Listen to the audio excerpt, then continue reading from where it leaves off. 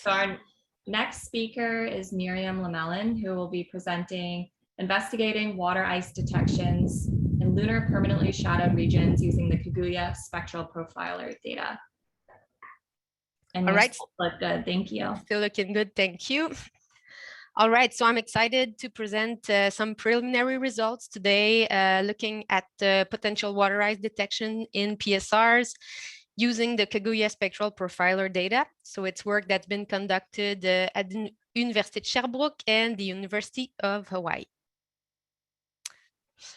So as you all know, the analysis of various remote sensing data sets point towards the presence of water ice at the surface of some, but not all PSRs, and in a somewhat patchy distribution. Two of the recent observations have been made by LAMP and Lola on board LRO. So on the left, you can see the LAMP off and on UV band ratio, the anomalous values. And in the center, you can see the anomalous high 1064 nanometer reflectance from Lola. And in both of these cases, the anomalous reflectance value were mostly associated with surfaces that are consistently colder than about 110 Kelvin. So that led towards the thinking that most of these detections are probably related to the presence of water ice, although some other phenomenon might be responsible to another extent, such as mass wasting and increased porosity or a reduced degree of space weathering. And then more recently, Lee et al. Analyzed the data from the moon mineralogy mapper, the hyperspectral data, and detected the presence of the 1.3, 1.5, and 2 micron absorption bands that are attributed to water ice in many of the PSRs. So you can see the map on the left. And most of these locations are also co-located with the anomalous LAMP and Lola detections, and with surfaces consistently colder than 110 Kelvin, which really strengthened the case for the presence of superficial water ice there in these pixels. However, when we look at the three data sets together, the M-Cube, LAMP, and Lola, we can see that they generally agree very well, but there are some notable differences. So for example, M-Cube did not see any water in Amundsen, Edervari, Idelson L, and Vichert, whereas LAMP and Lola potentially did. So there are two potential explanations to this. The first one is that there is indeed no water ice in these craters, and the anomalous LAMP and Lola detections can be attributed to other phenomena, such as the mass wasting, porosity, or space weathering. And another option is that there is water ice, but M-Cube might not have detected it. Why? Well, because the M-Cube detection were restricted to the optical period 2C, which spans a really short time frame between May and August 2009. So it's possible that within these few months, maybe the illumination was not ideal to see water ice there. So our objective was to investigate the presence of water ice using an independent data set, so the Kaguya spectral profiler data, and using the same method as Lee et al. Did. So the SP is a point spectrometer that acquired data in the visible to near infrared between 0.5 to 2.6 microns. It has a spatial resolution of about 500 meters per pixel, which is coarser than M-Cube.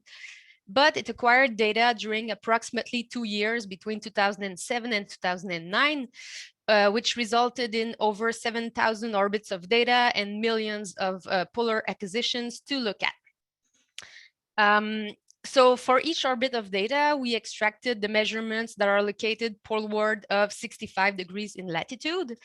And then we determined if each point falls within a PSR or not.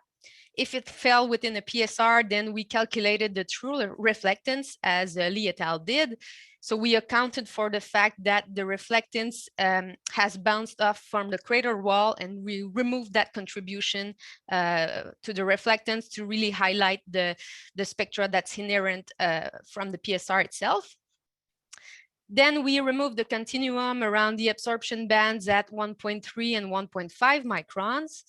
Unfortunately, the data near 2 micron was too noisy in most cases to detect the absorption bands there, so we focus on the 2 other ones.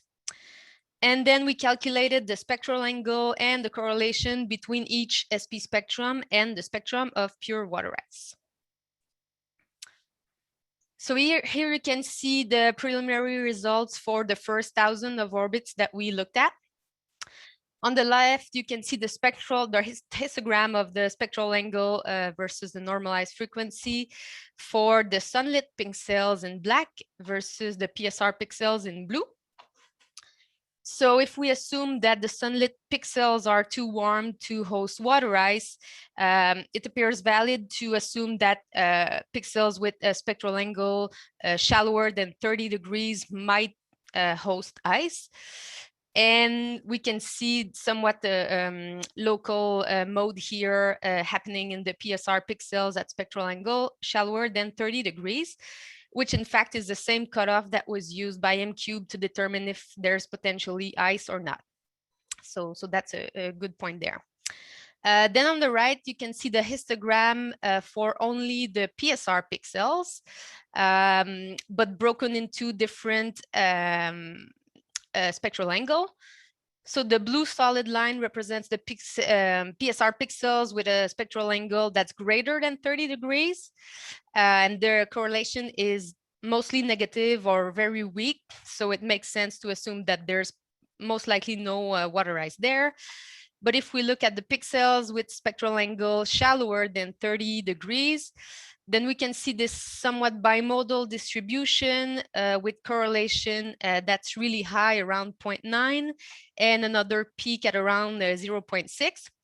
So we still have to look into that, but it appears that the local maximum at 0.9 is for pixels that have a relatively strong signal, versus the lower peak at around 0.6 is for pixels that have a somewhat higher noise level. Then here's what it looks like in terms of spectra. You can see 2 examples of pixels in PSRs with spectral angle shallower than 30 degrees and high correlation coefficients. The dashed line represents the pure water ice from USGS, and the solid line represents the scaled reflectance from SP. So in both of these cases, we can see nice absorption bands near 1.3 and 1.5 microns. And we also even see the very weak absorption bands between 1 and 1.1 microns. Now, here's what it looks like in terms of location for both the South and North Pole, but still only for the first 1,000 of orbits. So all the blue points represent the spectral angle shallower than 30 degrees, where ice might be potentially present. The 2 stars represent the spectra that we've seen. And we also see potential detections in Amundsen and Eder-Vary. So in conclusion, the Kaguya spectral profiler really allows to look for water ice in PSRs via at least the 1.3 and 1.5 micron bands. In the future, we'll see if we can also use the 1.1 and the 2 micron band potentially. Spectral angle shallower than 30 degrees seems to be indicative of the potential presence of water ice. We will also investigate other metrics, such as the correlation and the band depth of the different absorption bands. And we will complete the analysis of the remaining orbits of data and compare with M-Cube, LOLA, LAMP, and Diviner, and also look for variations in time since we have 2 full years of data.